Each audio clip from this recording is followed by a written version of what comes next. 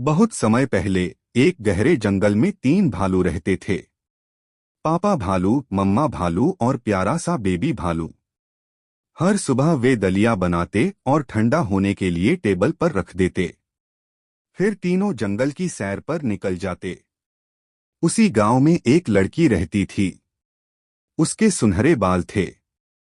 सब उसे कहते थे गोल्डीलॉक्स। एक दिन गोल्डीलॉक्स जंगल में घूमते घूमते उस घर तक पहुंच गई। दरवाजा थोड़ा खुला था।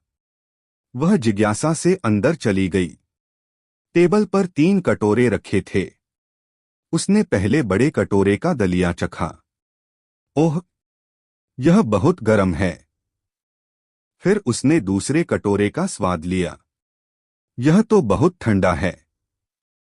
आखिर में उसने छोटे कटोरे से खाया।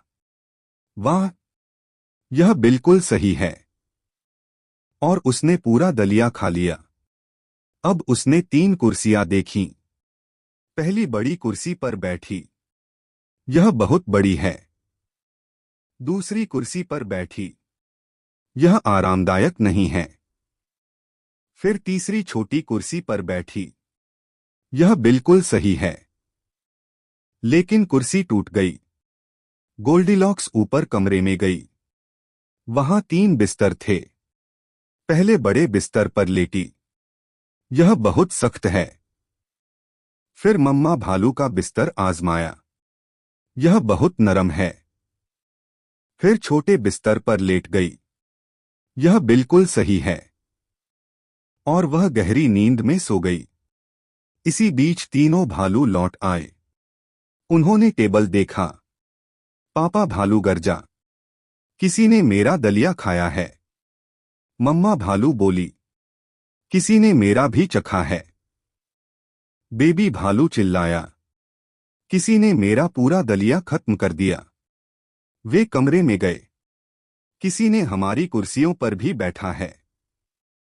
जब ऊपर पहुंचे तो हैरान रह गए। बेबी भालू बोला, कोई मेरे बिस्तर पर सो रहा है। और वह अभी भी यहां है। गोल्डीलॉक्स अचानक उठी। तीनों भालुओं को देखकर वह डर गई। वह तेजी से घर से बाहर भागी और जंगल में गायब हो गई। यह कहानी हमें सिखाती है, बिना इजाजत किसी के घर या चीजों का इस्तेमाल नहीं करना चाहिए।